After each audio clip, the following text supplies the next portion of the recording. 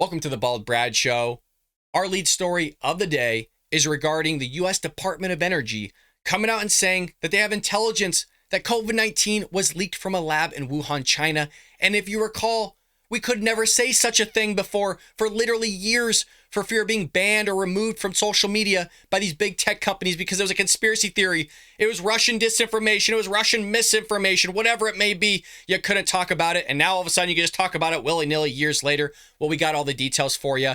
But before we jump into all that, make sure you head over to our new website, baldbrad.com, which is a one-stop shop for y'all. Link is in the description. You can catch our podcast there. You can watch our YouTube videos, read our blog posts. We got it all for you.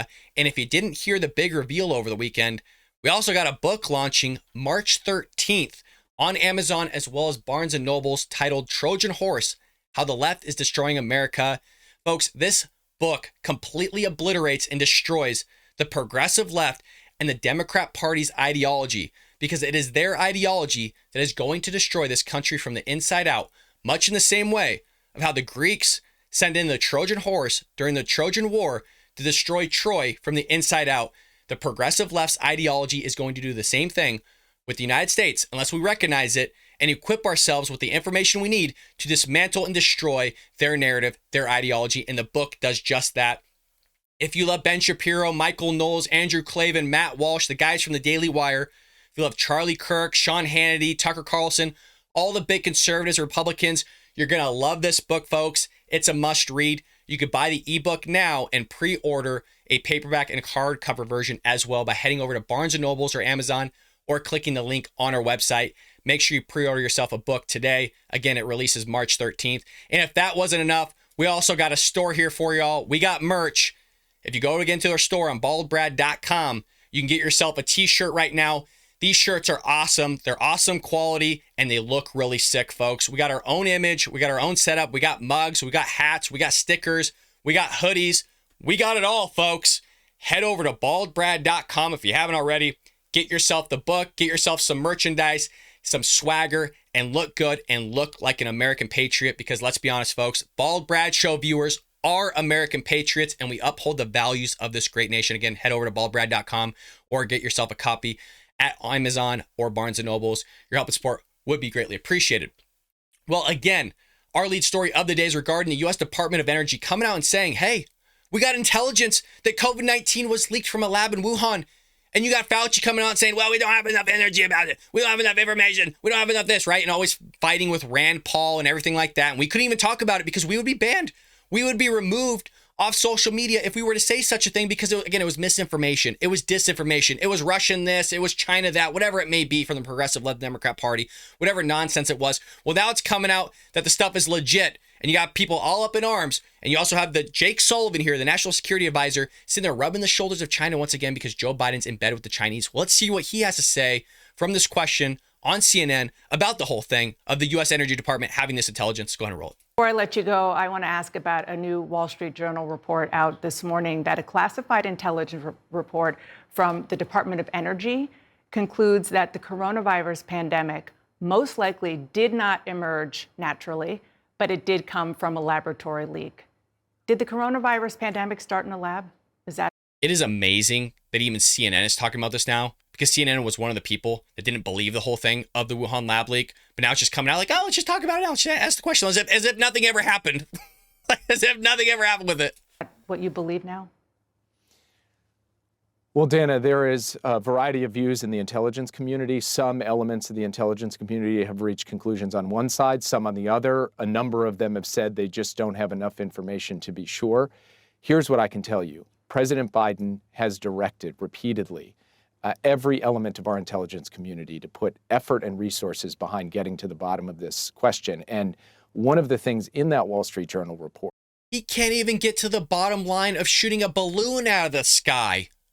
We still haven't heard from the guy on that. He hasn't really given us much of anything over a balloon, let alone an actual massive pandemic that literally wiped out millions of people. We're expecting answers from Joe Biden. The guy can't even figure out what he shot down out of the sky. We had eyes on it. We actually have video and camera footage of it, and he still can't figure it out. But yeah, he's supposed to give us the answers about the pandemic. Yeah, okay. which I can't confirm or deny, but I will say the reference to the Department of Energy, President Biden specifically requested that the national labs, which are part of the Department of Energy, be brought into this assessment because he wants to put every tool at use to be able to figure out what happened here. And if we gain any further insider information, we will share it with Congress and we will share it with the American people. But right now, there is not a definitive. Does anybody that's an avid viewer of the Bald Brad Show, honest to God, really believe that? Oh, well, we'll actually share it with you. Again, we shot like 4 objects out of the sky weeks ago. You literally had the train derailment in Ohio. Hey, the air's fine, folks, as there's a huge plume of black smoke just going over the sky that's enveloping multiple states, that the water's not drinkable because literally you have fish and animals dying in the area. It's infecting their crop, seeping into the soil, and you have the government, the Biden administration going, hey, just soak it all in. It's really good for you. You're going to be fine. As like literally there's paint falling off people's cars from the acid rain that's coming out of the sky. And they're going to tell us, they have the balls to tell us on live TV that they're going to tell us if they have any new information on China in the lab of the leak of COVID-19. Yeah, right. Sure, Joe. Answer that has emerged from the intelligence community on this. Oh, God. Okay, give me a break. Well, that kind of led to Ted Cruz coming out and torching the Washington Post fact checker over the new Chinese lab leak. So Senator Ted Cruz mocked the Washington Post over the weekend on fact checker Glenn Kessler on Sunday over the release of the new U.S. intelligence report that shows that one federal agency believes the coronavirus pandemic originated from the Chinese lab leak.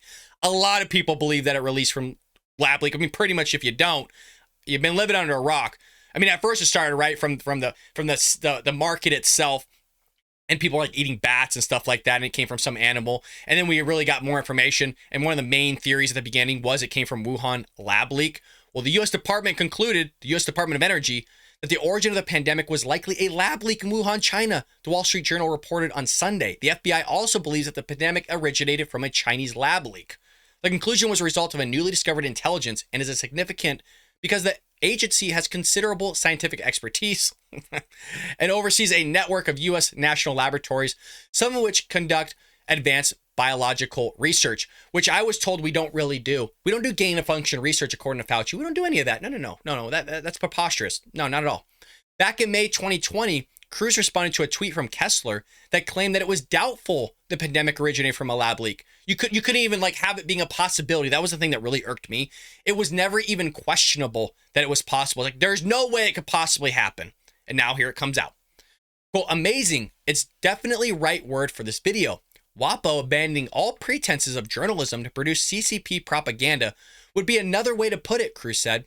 If this reporter submitted this video in a freshman logic class, it wouldn't receive a passing grade. Well, in today's education, Ted, it probably would, to be quite honest, but that's a whole nother topic for another day. But Cruz proceeded to post a lengthy thread explaining everything that was known at the time. Quote, I fear at Ted Cruz missed the scientific animation in the video that shows how it is virtually impossible for this virus jump from the lab, Kessler responded at the time, or the many interviews with actual scientists. We deal with the facts, and viewers can judge for themselves. Well, Cruz hopped on and responded to the tweet Sunday, again, just yesterday, with a screenshot of the Wall Street Journal report, which featured the title, Lab Leak, Most Likely Origin of COVID-19 Pandemic, U.S. Agency Now Says. So a big slap in the face with Kessler down there. But, hey, all the scientists were talking about it, folks. All the scientists said so that it was probably impossible. I mean, you literally have Fauci on camera many times saying, it ain't happening, man. It ain't happening. Excuse me, Senator. You don't know what you are talking about. Well, we got Steve Guest, special advisor for communications for Cruz, also hit Kessler on time over the new report, calling it Kessler's biggest miss ever. Not wrong. So that's the most news we got right now with just whatever's going on with the Wuhan lab leak, because you got Joe Biden saying, oh, well, we'll give you the most up-to-date information. It's been years. It's literally been years since we've heard anything. Where is China being penalized at all on this? Where is all the news media coming out and saying, hey, what's going on? Why is Joe Biden not looking into this further? Why don't we have answers years later? Well, I'll tell you why we don't have years later, because you got Joe Biden running office. We're not going to get any answers till that guy's kaput and gone. But let me know what you think about this one, folks. I'll continue to bring you the most updated information that we can get our hands on here regarding this new report from the Washington Post as well as the Wall Street Journal, as well as the New York Times. Anybody and everybody can get their hands on this. We'll make sure we bring you the latest and greatest news. Well, we also have news here in our last segment of the day about this new immigration policy that the Biden administration is implementing that's virtually just a Trump policy with a little bit of nuance regarding children seeking asylum. That's really it. It's literally a Trump policy to help curb immigration, because immigration is just being shattered in terms of records by the Biden administration. So they got to do something. So now they're just going to implement a Trump-era policy that basically ensures that people seek asylum in their own country or a country that they're going through before they actually come to the United States, which is pretty much just a Trump policy. But watch how they spin this, you guys. It is remarkable. Let's go ahead and roll it. Thank you. And then really quickly on immigration, the administration proposed a rule this week that would make migrants ineligible for asylum if they cross the southern border without first asking for refuge in a third country, at least generally speaking. It's kind of similar to a Trump-era rule. Administration officials told reporters on a call this week it wasn't their first or second preference to do it this way. Is this rule a recognition that the administration's early border strategy just isn't working? And is it realistic that President Biden's campaign promises to end all Trump-era immigration restrictions? Was that unrealistic? So you mentioned there is a huge difference here, which is what we are providing is expanded legal pathways. And that is important to make note. Yeah, it's important. It's so important, you guys. It's a big difference. It's a massive, huge difference. Nobody sees the real big difference or the massive difference she's referring to, but it's there. And make sure she's clear on this, you guys. It's a big difference. Is that is something that the past administration didn't do, and that is something that we are doing here.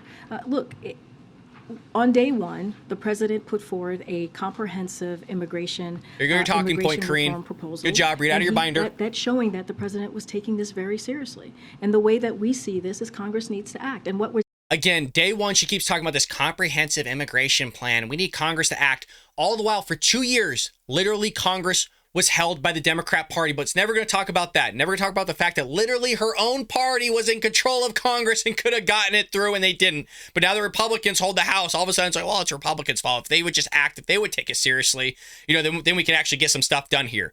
Even though since day one, he removed Trump's policies, like literally the first week, he removed Trump's policies. And yet immigration hitting record highs. I talk about this all the time. There's not been a sitting U.S. president in American history that's hit the numbers Joe Biden has. Not even close. Joe Biden's still breaking records. As of December, he literally still shattered another record for a monthly number in terms of illegal immigrants crossing the border. And she's going to sit there and push all this stuff because he's taking it serious, you guys. He's taking it serious. What a bunch of baloney. But this is so accustomed to her coming out of her mouth, lying to the American public each and every week. is happening currently right now is Congress is not acting. So what you're seeing from the Department of Homeland Security is they are using the tools that is being presented to them so that we can deal with this situation and do it in a safe, orderly, and humane way. And it just went from a challenge, well, here's what it really was. It was a crisis, right? They always called it a challenge, and then they downgraded it as they were shattering records to an issue. Now they just downgraded again to, well, it's just a situation. It's okay. Just a situation. We'll make sure we take care of it. Just a situation. Not a crisis whatsoever. Millions of people pouring across the border. There's been more people that have poured across the border than 2 of our states in population combined. Let that sink in a little bit. Just since Joe Biden's been in office, by the way. Since Joe Biden's just been in office, we have over 25 plus a million illegal immigrants sitting in our country present time. So if you want to take just the amount of illegal immigrants across the border since Joe Biden's been in office, which is more than the population of 2 of our states, you think they can affect voting a little bit? Think about 25 plus million people currently in the country illegally. And that's what we're doing here. And let's not forget, if you look at the parolee program that we put forth, remember the president announced on January 5th some of the proposals that on how he was going to move forward. He talked about expanding the parolee program. You have 4 countries, Cuba, Nicaragua, Venezuela, and Haiti. And if you look at that program, it's been very successful. It has brought down legal migration by 97%. And so we see that. It's brought down legal migration, Green, by 97%. See the twists in words there that they're doing, the whole play on words to fit a certain narrative that they have the whole thing figured out, this situation figured out. No, they don't. Literally just in December, as this whole thing was being unfolded as well, the very same thing she's talking about right now. Hate to tell you, but again, Joe Biden shattered records. So there's certain pockets of where immigrants are coming from illegally into the country, yes, that are down because of a certain policy. But immigration illegally still skyrocketing through the roof. But they're not going to talk about that. No. They got a narrative to push, folks. Is working. But look, this president is going to use the tools that he has. The Department of Homeland Security, as you're seeing, is using the tools that they have in front of them to deal with this real issue. And let's not forget, when it comes to Title 42, it's going to lift on May 11th. So we believe that we had to take steps to deal with this. We can't leave it on the NGOs. We can't just leave it on the communities. We also have to take steps to deal with this issue. And it's been 2 years, and they still haven't taken the necessary steps to help solve the issue. Literally, thank God you have Doug Ducey, Greg Abbott, and Governor DeSantis of Florida busing illegal immigrants to these states, these sanctuary cities, and they could deal with the problem rather than having Texas, Arizona, and Florida deal with the problem. But now you literally have Mayor Eric Adams in New York City asking for billions of dollars in aid to help, a few thousand illegal immigrants he can't even take care of. Now it's upwards of like close to 20,000. Thank God he's receiving more of them because he wanted to sit there and boast, oh, look at us, we're sanctuary cities, and now he can't handle it. Literally at one point in time, he was asking New York citizen residents to house illegal immigrants because they didn't have the infrastructure for it. It was putting them out of business. And so they literally built tents for these illegal immigrants, these shelters that gave them Xboxes, plasma TVs, phones, bedding. They get revolving menu catered to their specific taste and culture. They get laundry services. All the while, our vets sleep in the streets. All the while, we literally shelled out millions of dollars to put illegal immigrants, non-citizens, in hotel rooms while we can't even put our own homeless and veterans in hotel rooms. So that's a Democrat Party for you folks, always taking care of somebody else other than Americans themselves.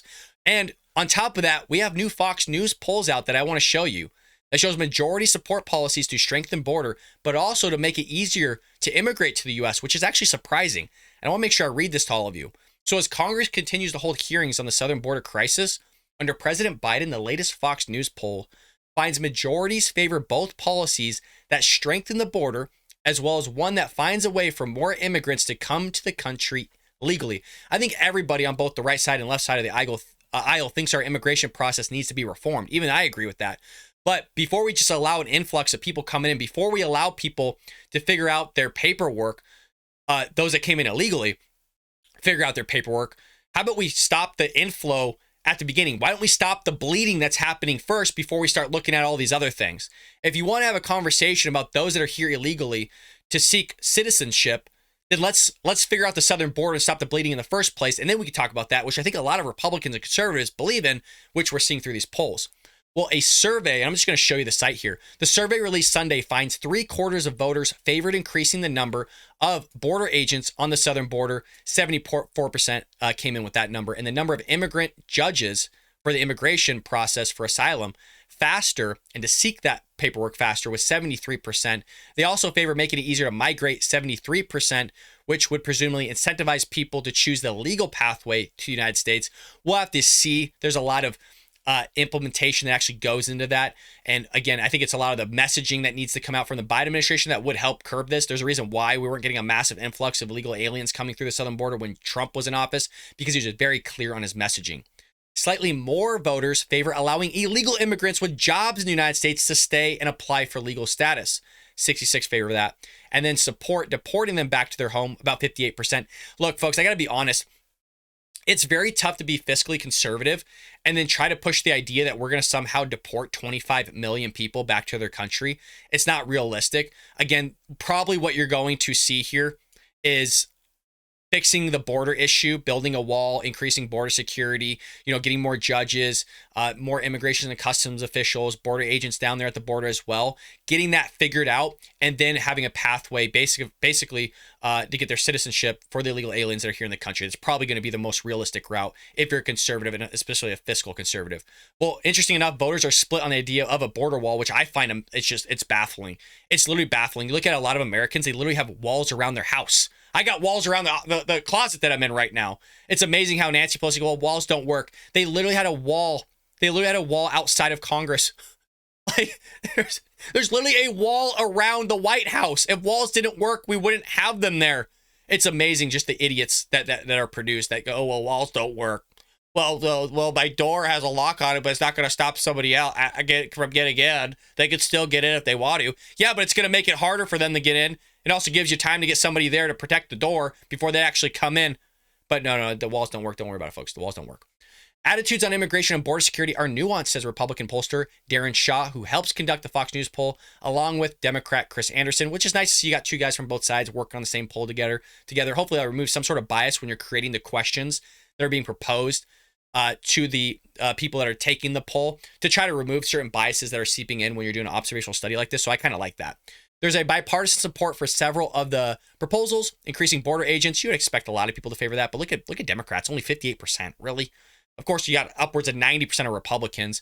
Up in the number of immigration judges, 86 to 60, and making it easier for people to immigrate. You're kind of low on Republicans on both. I'd like to see Republicans to be a little bit higher, to have more immigration judges to help file the paperwork and just, get the process going. Because again, there's a lot of good people that are going through this paperwork that or have processed their paperwork or trying to seek citizenship here in America, that are good people that want to assimilate into this country. So the more judges that we can have to siphon that and get that stuff through, I think the better. Making it easier to immigrate, I do think we need to make it easier. It's a little bit silly on some of the stuff that we have people do.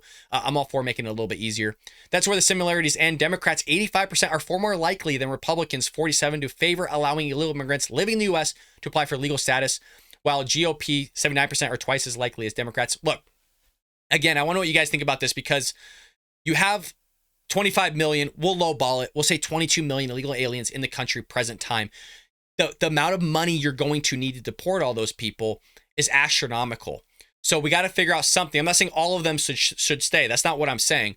But get a process going where they have to file their paperwork, and then we kind of siphon through that as time goes on. But we need to figure out the border issue before we do all that. And I think that number is going to change once you get the border figured out, getting the border wall, as Trump would say, the beautiful border wall with the huge gate, okay? It will say, come as you go, come as you what?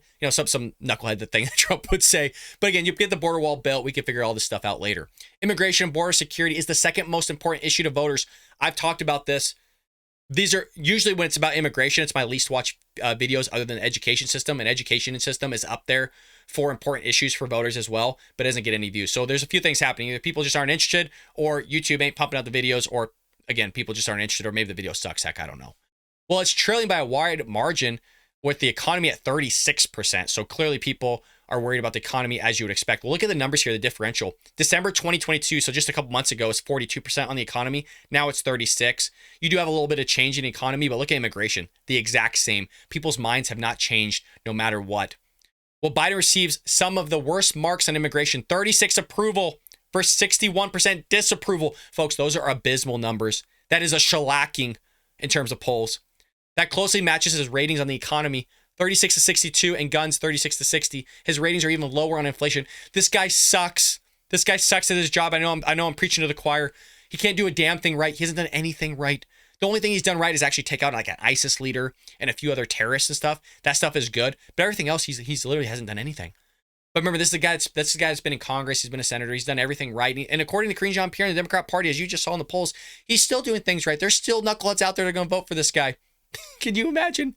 Our country's literally going down the drain, and the people are like, yeah, we'll vote for him again. Sounds great. All the while, these same people that are voting in for Joe Biden are the ones complaining about the state they live in, like California, but want to move to like Florida, Texas, Tennessee, right? Idaho, all these red states, because they're so tired of living in the conditions that they voted for. So now they're going to vote for the same thing when they go to the other states. That comes from the Democrats and the progressive left that move to the other states. If you have a Republican leaving California, just so you know, that Republican in the state of California is far more likely to be more of a conservative Republican than you are. So you should welcome them with open arms. That's usually just done on a multiple studies showing Republicans leaving California and going to other states because they're so tired of the crap from the progressive left and Democrat Party that they will sit there and like be way more conservative Republican than actual people in conservative Republican red states. So folks, that's the end of the show. Make sure you head over again to baldbrad.com. We got a lovely setup for you. Again, folks, if you haven't checked it out, we got a book releasing March 13th. Buy a copy for yourselves. Get a few, get a couple. Send them as gifts to your friends and family. This is an awesome book that destroys the progressive left, destroys their narrative. And again, it's a quick read. It's a good read. If you love Ben Shapiro books, trust me, you're going to love this book. Again, if you haven't gone over to the store, make sure you go check that out. Folks, this merch is unbelievable. I made this merch because it's something I would wear. I know it might be a little, what's like the term narcissistic or whatever it may be. But guys, this is cool merch, okay?